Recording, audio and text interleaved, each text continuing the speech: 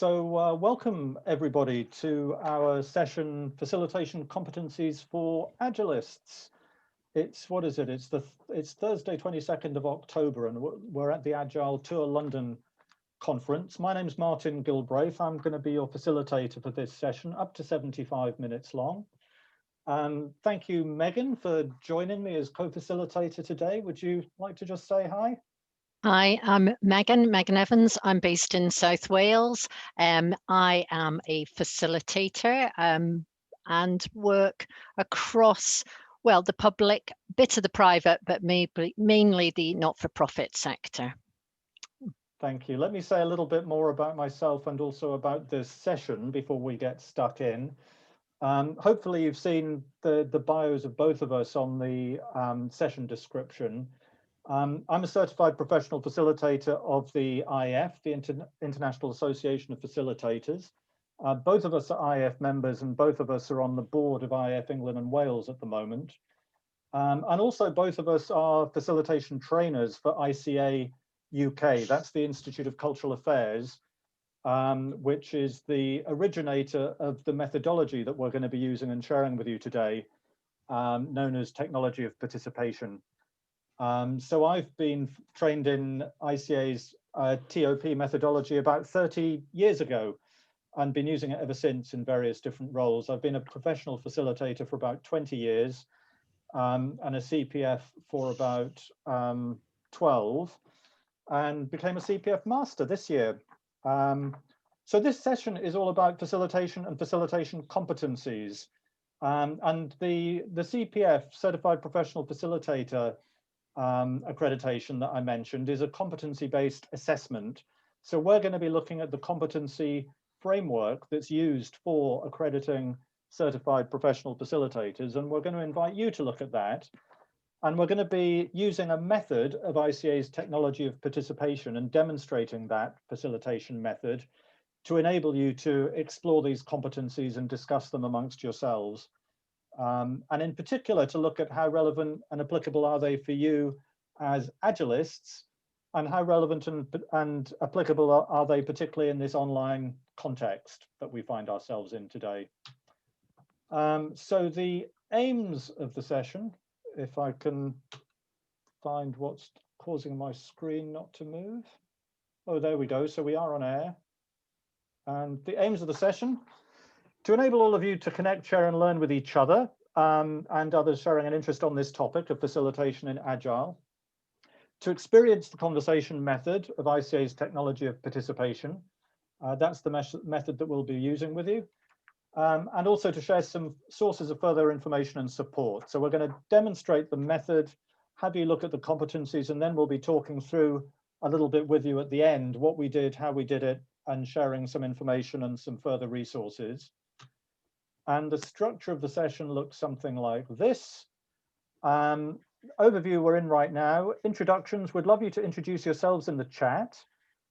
Please do use the Zoom chat throughout the session. Start by just saying hello, say a little bit about yourself, where you are, your interest in the session, any of that. We're hoping that you'll connect with each other during this session, as well as with us and with the content that we'll be sharing with you. Then we'll be introducing the competencies, introducing you to those and inviting you to discuss them amongst yourselves in small breakout groups. You'll be using largely just Zoom chat and your own voices to do that. And then when we come back, we'll be continuing the conversation in plenary, reflecting on what came out in the breakout groups. And then finally, we'll be using some slides, sharing our screen to talk you through something of what we did and how we did it. We'll be using a poll at the end to invite you to share some feedback and reflections on the session. But otherwise, the session is designed to be as simple as possible, really, using just the basic Zoom tools, except right at the end, in order to focus on the content of the competencies and the questions that we'll be using that are based on the focused conversation method. Just to say as well about what you'll get after the session, we'll be, as I say, we'll be recording the session. We are recording the session, and we'll be sharing a link to the recording with all of you and sharing the recording publicly. We will not be documenting the Zoom chat, but you're welcome to save that for yourselves at the end. And if you don't know how to do that, click on the 3 little dots above right to where you type, and that enables you to save the chat for yourself. And we just want to enjoy the session, have a bit of fun and engage. So I hope you'll find it interesting and valuable. The one other thing I need to mention, there's a break scheduled on your on the schedule for the conference, but not mentioned in the session description. We were not planning on taking a break. It's a fairly short session anyway, so we're planning to go right through. However, if it doesn't take 75 minutes, we're not going to stretch it out. So we'll see how long it takes. We'll finish 5 o'clock at the very latest. All right, so do stay with us if you can.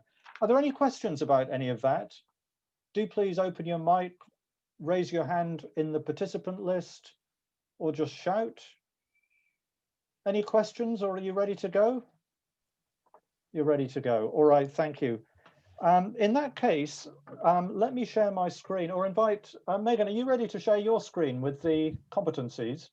I can do. I'm just going to put a link in the chat and then I will share the competencies. Thank you very much.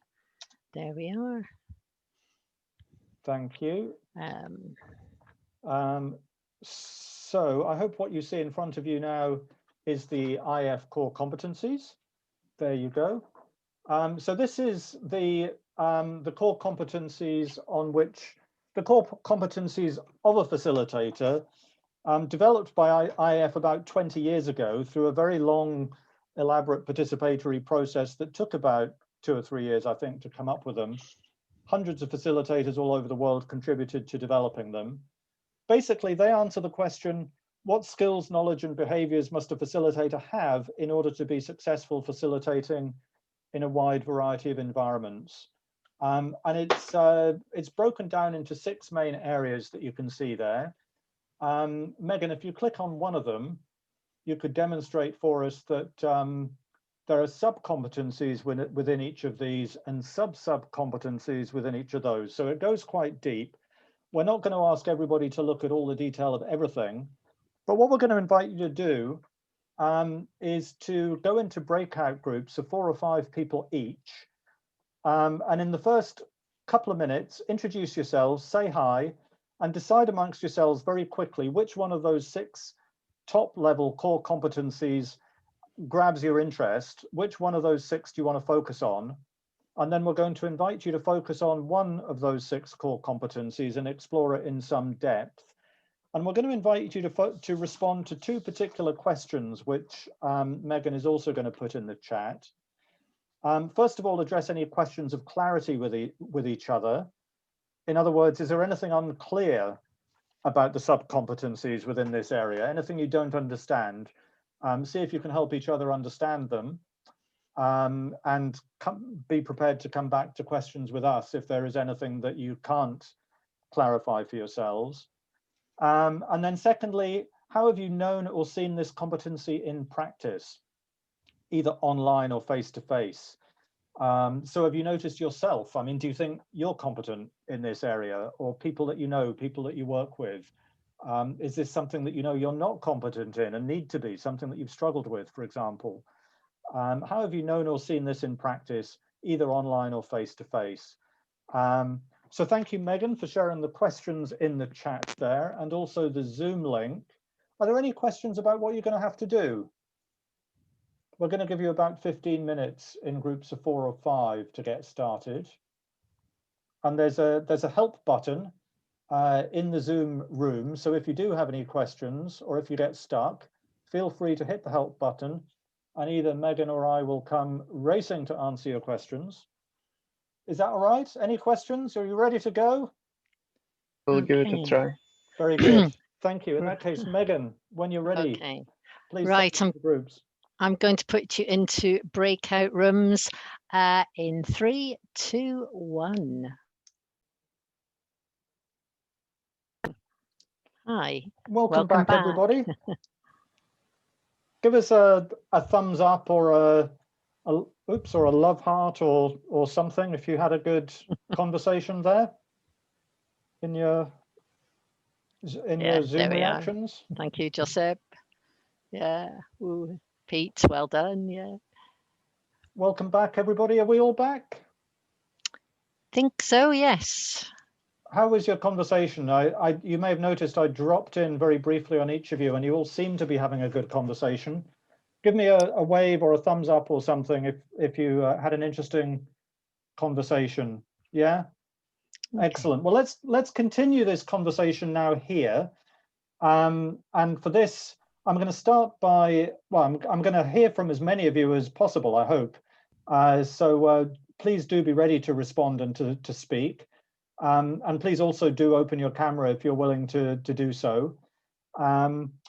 So let's start by asking, did anybody work on the first competency, create collaborative client relationships? Just give us a wave or something to indicate if you worked on that. Joseph. Just commented on that. it. Joseph? And Pete, which room were you in? Did you say that you did? We did a little bit with Josip, Alexandra, and Nigel. Okay. We sort of covered it. Let's come back to that in a moment. Give us a wave or something, indicate if you worked on B, plan appropriate group processes. Who looked at that? Anyone? Very good. Vlad did. Now, I think at least two groups were looking at C, weren't you? Create and sustain a participatory environment. How many of you looked at that? That was obviously a popular one. Thank you. And what about D, guiding group to appropriate and useful outcomes? Some of you. And E, building and maintaining professional knowledge? Yeah, some of you. F, positive professional attitude. None of you are interested in having a positive professional attitude, not to worry. Anybody talking about anything completely different? None of the above. Not prepared to tell. We started with that, but well, let's start with the questions of clarification. Were there any questions of clarification that you were able to answer for each other, or any that you want to put to us? What questions of clarification did you have to help you understand what the competencies were all about? Anyone? Just go ahead and open your mic if you'd like to speak. We're a fairly small group, so don't worry about jumping in on each other. Some of the competencies, they're not measurable in the sense you use words like knowledgeable or understand. What does that mean? It's open to interpretation. Good question. Good question. Yeah. The IAF Certified Professional Facilitator assessors find a way of assessing whether they've observed it or not through the assessment process. But you're right, it's not an easy either or, is it? Anybody else? Any other questions of clarity that you addressed or were unable to? We had a question. We actually went through all 6 of them, and on the first one, managing multi-session events effectively. Where does multi-session come from? Multi-session? Yes. Meaning if you have, I mean, like this conference, like this Agile Tour London conference, for example, is 2 or 3 dozen different sessions, but it's all one event. Is that what you mean? You're asking what's meant by a multi-session event? Yes.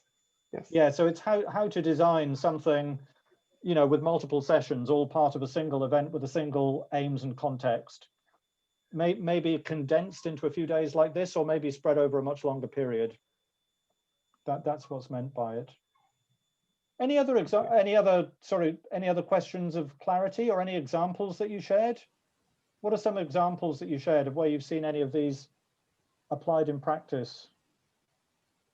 We had C2, honor and recognize diversity, ensuring inclusiveness. And we were talking about that with like liberating structures, one for all, especially mentioned there. And there you come up with different ideas and you probably recognize that and then you still align on maybe one idea that you come up with. Mm-hmm. Thank you. Yes. Anybody else? Any other examples? We had for this managing the group conflict. So it happens particularly when you have a team of couple of seniors and couple of juniors. Seniors are always having conflicts in between, and juniors don't feel safe to make the comment there as well, even though they know even both of them are wrong.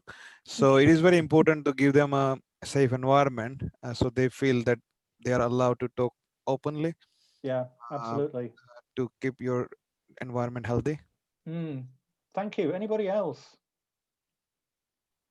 In Vlad. In B2, we have provide effective atmosphere and drama for sessions. Yeah. And we focused a bit on drama because one way to provide a drama is to explain why we're here and show examples of what could happen if we don't resolve the question. So some stories from your life or from practice would create some drama. Anybody else? One or two other examples? Have those examples all been face-to-face facilitation or online? Do you have any online examples? One of member in our discussion said she feels remote is better than face-to-face because this kind of conflicts happens more in face-to-face, but on remote working, you just keep your camera off, so chances of happening these conflicts are less. Ah, okay. Yeah, thank you. How about others? I think facilitation in remote is much harder than live. Yeah. And much harder. In what way? If you think in terms of the competencies, which of these competencies is more difficult, online or face-to-face? Create relationships. Yeah. Is I think harder, and also the environment, because you can't control the environment and you don't set the environment. Everybody is in its own environment. Right. We're moving on to the next question that I was going to put to you now. Perhaps Megan could put it in the chat, and I just want to continue this in conversation. To what extent do these competencies vary, do you think, if you're working online or face-to-face? So of the competencies that you looked at, which ones do you think are particularly applicable face-to-face or online? Does it make a difference? Which are easier or more difficult, face-to-face or online? Well, I was actually just about to mention something in our chat from Alexandra, if you don't mind me mentioning, in that when she's doing a presentation, I mentioned that you know, quite often in our company, people turn their cameras off because we're looking at a presentation. You know, why would we need to show our face? But Alexandra was saying she loves to gain the feedback from the people. Has she just said something that they enjoy, that makes them laugh, that, you know, they look bored, you know, when you didn't say that, but yeah. Yes, I've said it. Cut short and say bye. But that certainly helped me, because I know that whenever I'm presenting something, I'm kind of fine with people turning the cameras off. But so this relates to point A, by the way, I guess, because I suppose you are building that relationship whilst you're discussing with them, and if you can't get that sort of visual feedback, you can't really make any decisions about the direction you're going, or indeed if you do the presentation several times, you know, if you're improving or not. Yeah, absolutely. Thank you. Anyone else, particularly anybody who's not spoken yet? How does this relate to your experience? What's harder or easier online? John, sorry, go ahead, Mario. For me, it's related. The worst is camera off. You facilitate something and no one says anything else when they should be saying something. Or you can't see, so you don't know when to step in. Right. You don't know if you keep asking the questions, are you done? Are you not done yet? So it's quite hard, this observation and feeling what's happening. So I found it quite challenging. Thank you. John has said in the chat that generally people participation seems more difficult online. And thank you. Yeah, in his experience. Yeah. Thanks, John. Do you want to say some more about that? Any particular example? I don't know, just, yes, obviously lots of people have been working from home since sort of March time, myself included. I don't know whether it's the kind of the teams I'm working with at the moment, but I've certainly just found almost any meeting we have, there's it just generally getting people to engage a little bit more and participate is quite a struggle. Yeah, I don't know if I've got any techniques to help with that, unfortunately, at the moment, but yeah, it does seem to be a much bigger challenge than what I'd seen when I was working with teams that are co-located and in a meeting room together.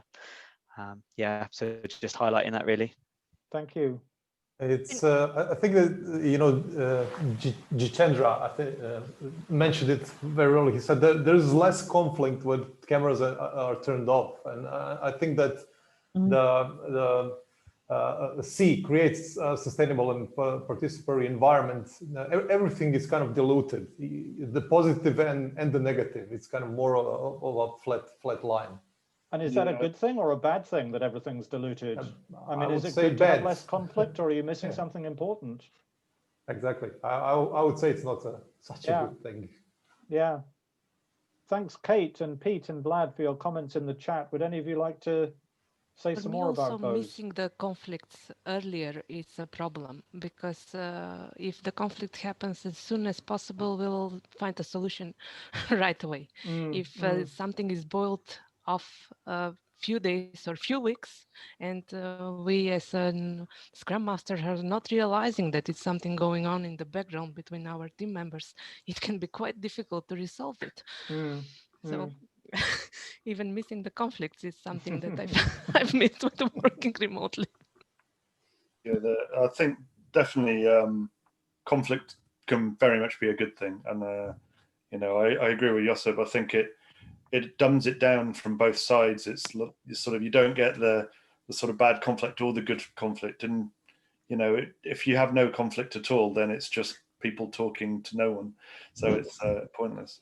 But just very quickly on my comment, I realize I'm talking a lot, is it's funny, but one of the biggest challenges we have, other than outside of facilitation, organizing celebrations, is simply, if we're having a demo, which we do every 2 weeks, our team members, they actually find it quite difficult because most of them are quite shy and presenting the work they've done. And at the end, there used to be 40 people surrounding them, all applauding and like nodding and asking questions. And now it's just, they finish and it's silence. And then, one of us will unmute the mic and just like, it's a little bit pathetic. It was sort of, oh, sorry, And maybe at the end, someone will say, well done in the chat or something, but it's not the same. I think one thing I'd really love to learn is how we can sort of feel more together and more supportive in those environments. Thank you.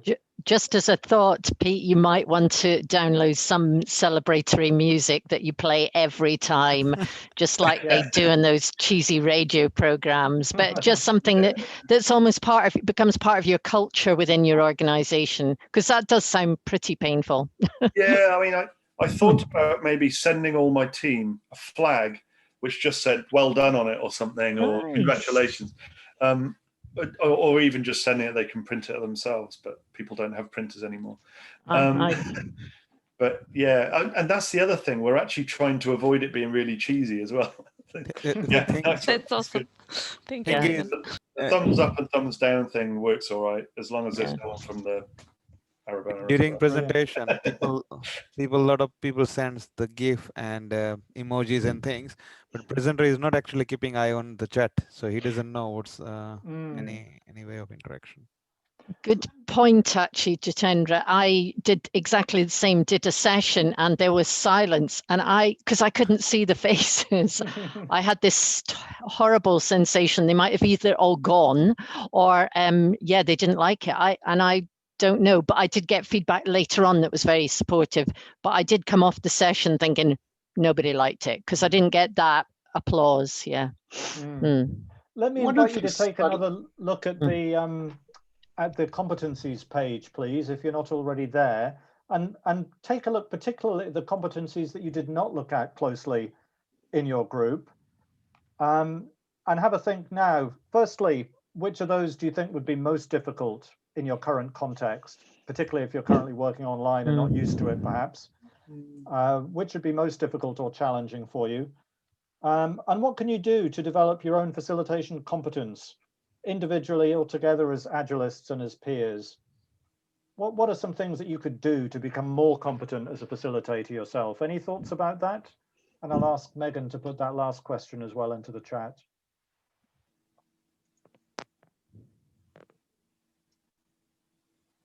I'll give you a moment to think about that, since I asked you to look and think.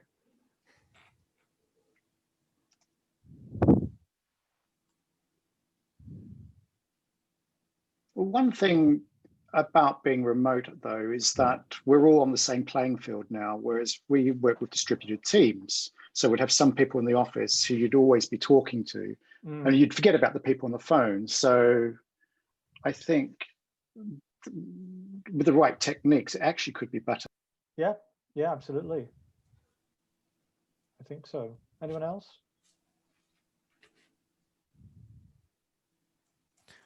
I think we can ask the people that what are the problems, and whoever tells the problem, delegate them to find the solution.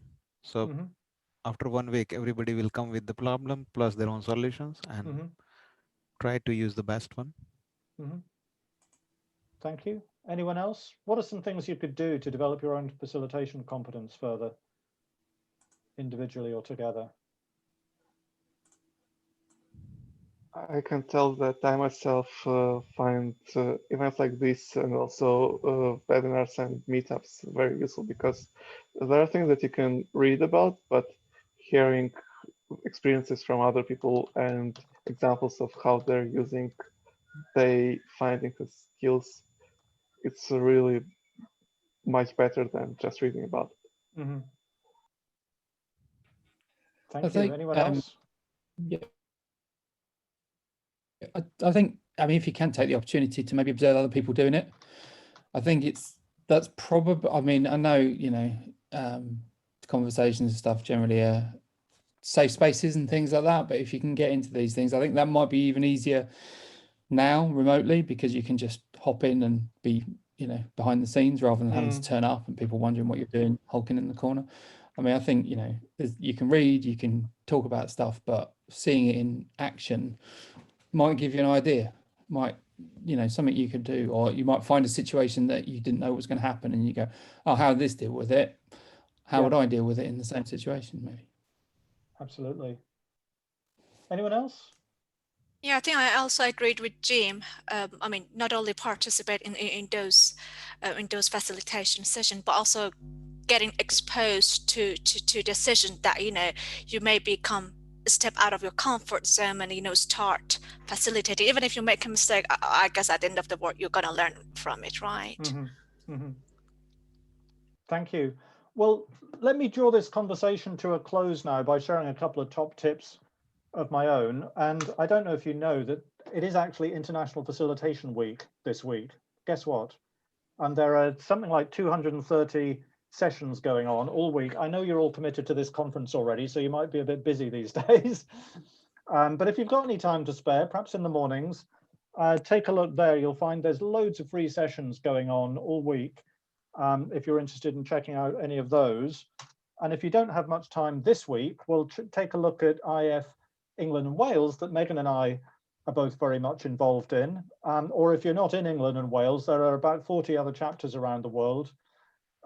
Check those out and see what's going on locally, and you'll find loads of opportunities there to develop your facilitation competence with other Agilists and other facilitators in all sorts of other fields and schools as well.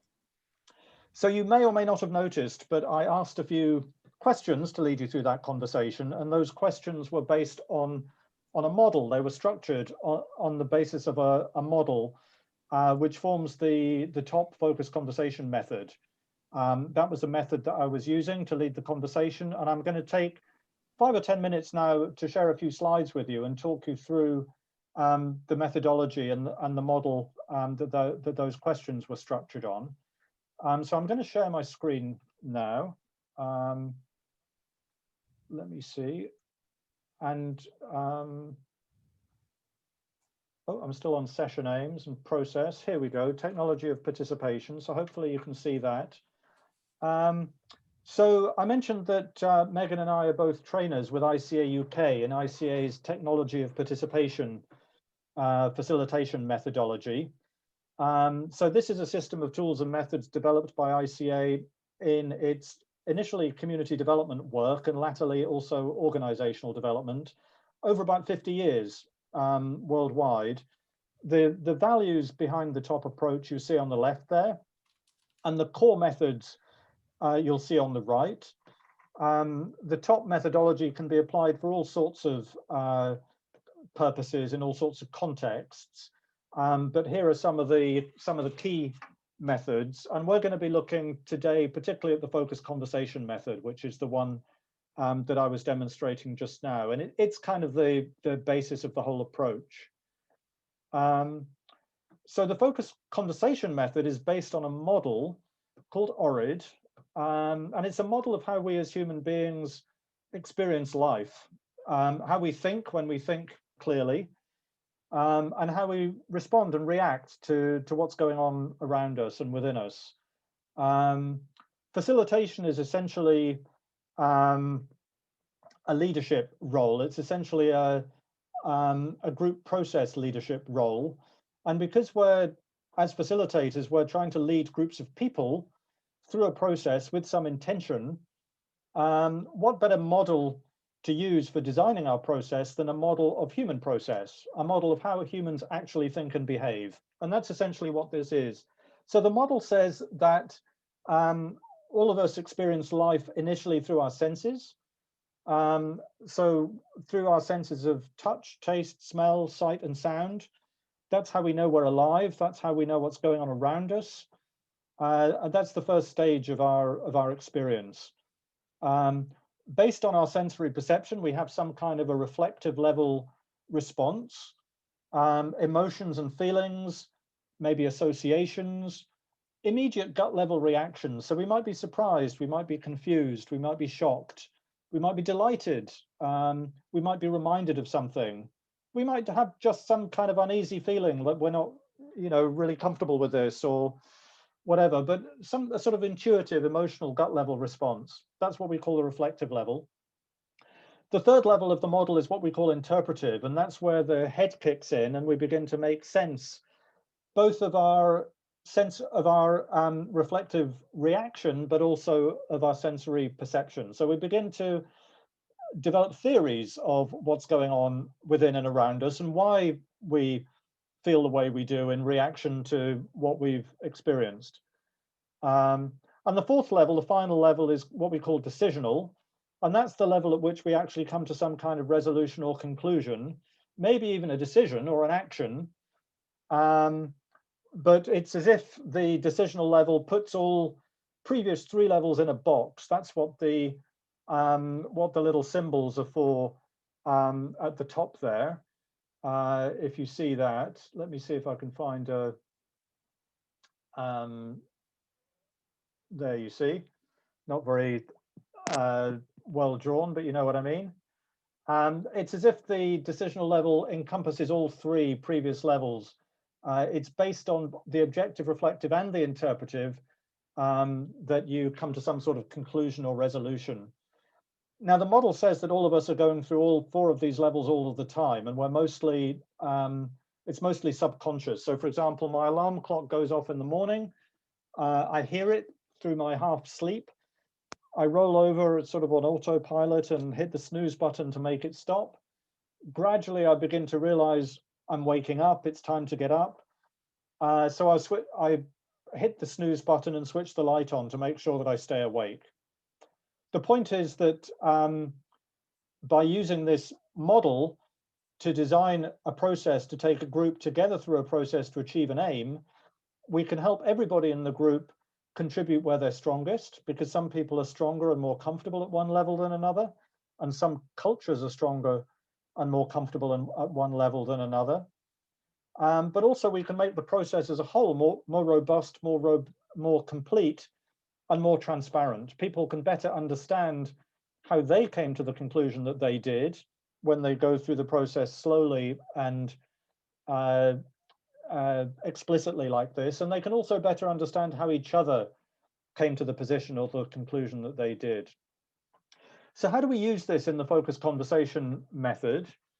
Well, basically we use the levels of the model to design a series of questions. Questions are really the core tool, the primary tool of a facilitator. Everything else that we do as facilitators is basically an elaborate way of leading a group through a series of questions. And one of the great strengths of this ORID model and this focused conversation method is that it can always help you work out what questions to ask and what order to ask them in. So whatever your topic, whatever your aims, you'll start by asking objective level questions about people's actual sensory perception. Then you'll ask them reflective level questions about their emotional and associational responses, then interpretive questions about how they make sense of their experience, and then finally decisional questions about how they, what conclusions they draw, what they're going to do about it. So for example, to make this really concrete, the questions I asked just now about the competencies, what skills, knowledge and behaviours must facilitators have? That was the question the competencies themselves answer. I asked you to look at the competencies and address any questions of clarity together. So that was the objective level of this conversation that we just had. Look at the competencies and address questions of clarity. At the reflective level, I asked you to share some stories, share some examples. How have you known or seen this competency in practice, online or face-to-face? So I was asking you to recall stories, to associate what you'd read with your own experience, draw on associations from your own experience and tell stories. At the interpretive level, I was asking you to what extent do these vary, if at all, between online and face-to-face? So then you were really having to think about face-to-face context, online context, how do the competencies relate to each? There I was really making your heads do the work. And then finally, what would you do individually or together as Agilists to develop your own competencies? That was very much next steps. I heard one or two of you mention earlier on, I don't remember if it was in this session or a previous session, the liberating structures. I'm sure some of you are familiar with the three W's, I think it's called, or the three, is that what it's called? Why, what, how? What now? Oh dear, I've forgotten. What, so what, now what? So what, now what? Yeah. Something like that. That's basically 3 levels of ORID, but missing the reflective, which we call gut in that context. And the reflective is actually critical because our emotional and intuitive responses don't just come out of nowhere. If any of you have read Malcolm Gladwell's book, Blink, you'll know what I'm talking about. Our intuitions are based on the sum total of our life experience, and they're trying to tell us something. So by making sure that our theories and decisions take account of our intuitions as well as the facts, we come up with much stronger, much more robust theories and decisions as a result. Now, in this case, we used breakouts in a Zoom meeting to have you talk about the objective and reflective level together. And we did interpretive and decisional together in plenary using voice and chat. There's no reason, if you're in face-to-face, why you couldn't mix this up a little bit. You can have small groups, you can use post-its, you can use whiteboards, you can use all sorts of stuff, whether you're face-to-face or online. Use different tools at different stages of the process, but the ORID structure gives you a structure on which to hang a series of questions or a series of exercises to take people through a process together. Are there any questions about any of that? I'm just going to stop sharing for a minute. Any questions about any of that? Does any of that remind you of anything?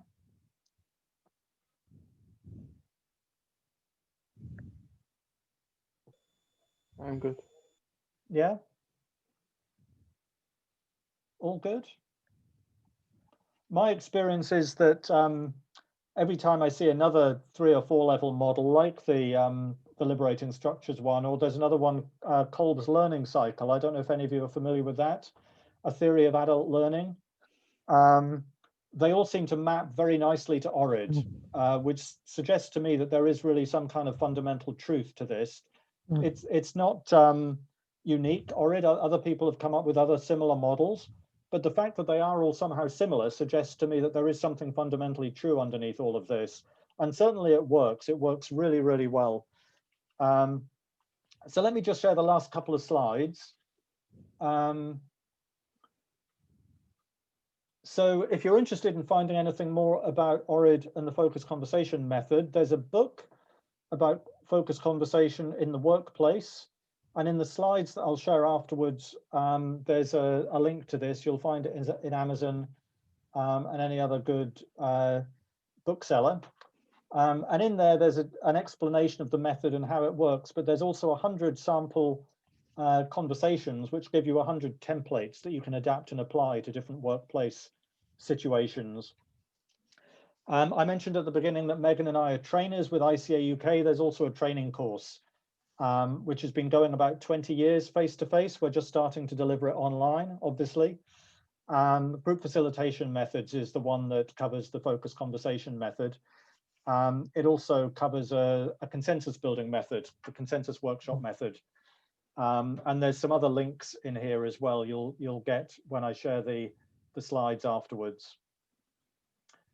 Finally, if any of you are interested in the IAF, I shared a link to that in the chat earlier. The CPF is just one stage, Certified Professional Facilitator is just one stage in the professional development pathway offered by IAF. IAF is an international association with members in about 60 countries, about 1,800 members, something like that. And the CPF is kind of its flagship professional development program. But there's also endorsed facilitator, which is a lower bar to pass. And then beyond CPF, there's also CPF Master and CPF Emeritus. And I also mentioned IAF England and Wales chapter. As I say, there's about 40 chapters worldwide in 7 regions. So if you're interested in connecting with other facilitators near you or operating in the same language or same time zone as you or whatever, then there's lots of opportunities there. So that's all I had to share, I think, in relation to all of that. Are there any questions, anything you'd like to explore further about the competencies, about the IAF, or about the method?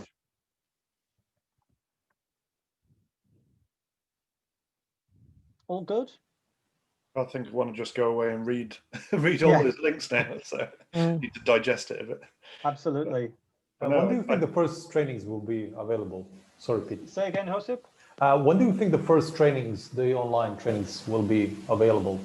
I think the next one is already scheduled for December, isn't it, Megan? Do you remember? Well, we're running a group facilitation method in November, which is actually full, and then we're running another one, I believe, in January. So if you're interested, please check the link. And actually, I think it'll be good that it's online, because it will be, you'll be able to use it with your teams across the world. So have a look at that. The other thing, Martin, just say we have regular IAF meetups where you don't have to be a member of IAF, where we meet up every month, and there's a range of local ones which you can join. I've had people from America coming to my Welsh one, so anyone can join, and they're useful to share with others, and also pose problems or pose issues you might have in a supportive environment. So yeah. Absolutely, yes, and I do want to stress that most of what IAF offers, with the notable exception of the CPF program, most of what IAF offers is open to non-members, and most of it is free. Particularly with an IAF England and Wales, almost everything we offer is free and open to non-members as well. That's how we like to draw people in, and make all of these networks much more valuable to everybody. Any other questions?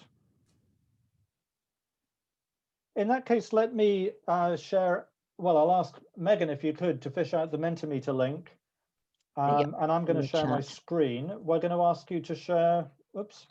We're going to ask you to respond to just 3 quick questions in Mentimeter, if you wouldn't mind. I saw Slido used earlier. Mentimeter is very similar. First of all, what would you do to apply any insights from this session? And in particular, any thoughts you had about what you could do to develop your own facilitation practice? Have a go at that. I hope you can see the code at the top of the screen. Go to menti.com and enter the code 4779167. And then your responses should show up as soon as you do. And I'll wait for a few of you to respond to the first one, and then I'll share my screen with the next. We're going to ask you after that to rate the session and then share something about how you feel right now.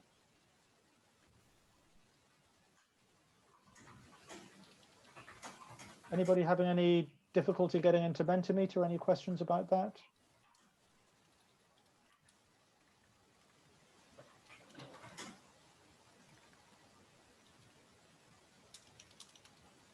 Here come the first responses now.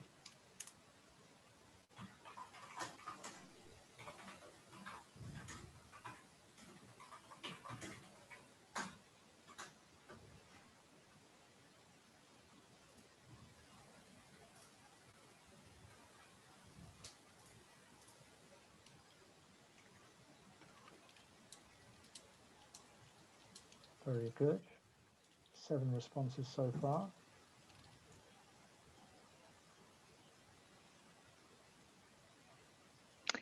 Always good to have anyone at the Welsh meetups. Yeah, even if you live in London, it's okay. It's kind of nice actually to be in a smaller group, because all the London meetups tend to be very big. You know, it's kind of nice to go somewhere smaller. Yes, we're in fact, we're sort of a group of pals now where we share some of the issues. As you're doing that, you might be able to see, but I made the shield of Orid, the Orid shield, which is when I'm struggling in a meeting, I've got that to remind me, right, okay, what are the objective issues, the facts, interpretive, reflective, decisional. So I do quite a lot of drawing here, yeah. Thank you for those responses. I'm going to move the slide now onto your ratings, all between 4 and 5. So thank you. That's marvelous. Well, only 2 responses so far, so we'll see how the others respond. Yes. I didn't notice the next button. Sorry. Oh yeah. Click next when you finished answering the first question. Yeah. And by the way, I'll share some of the links in the slides in Slack for those of you who attended, and also for the benefit of anybody who didn't. And I'll put the recording and the slides on my website next week and share a link to that as well. Just in case you don't notice what's shared in Slack, if you want to make sure that you receive it by email as soon as I share it, then please share your email address in the Zoom chat before you go. If you'd like to share a LinkedIn URL or Twitter or anything else with each other, feel free to share contacts with each other in the chat as well. Or if you'd like to share an email address with me privately, feel free to put it in private chat instead, just to receive a copy of the slides and the recording.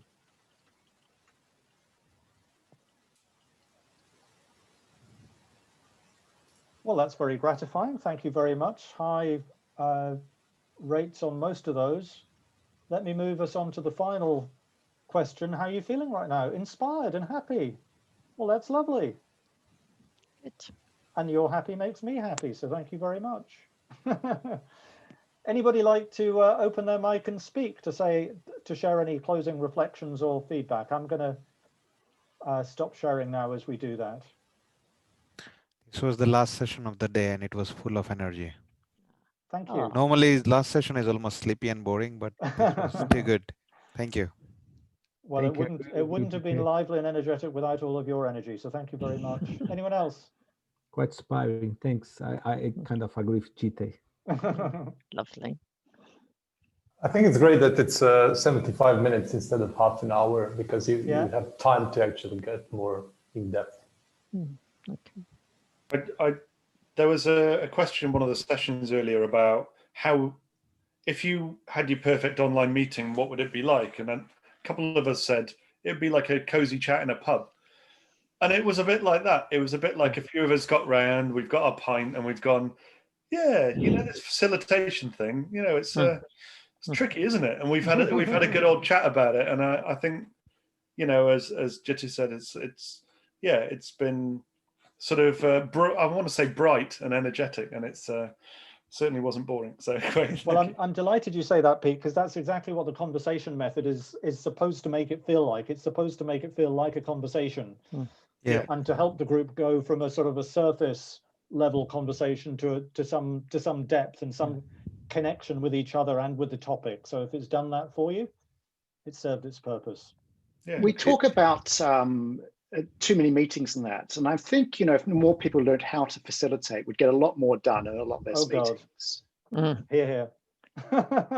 Yeah, and on top of that, I think if the meetings have the right structure and have the right topics and the right attitude, then people probably won't hate meetings quite so much either. So and the one is, if you really are here to read the presentation, if you just want to read the script, then you don't need to do this conference. You can just email us and we can just watch it. Exactly. Exactly. But also I would say that Martin and myself, we've put a reasonable amount of planning into this session. I mean, we've done this a few times. So planning is also important. So this sort of casual in a pub feeling, it takes a while to develop, and it needs to be planned. So that's another little thing. Always plan your events and any facilitated event.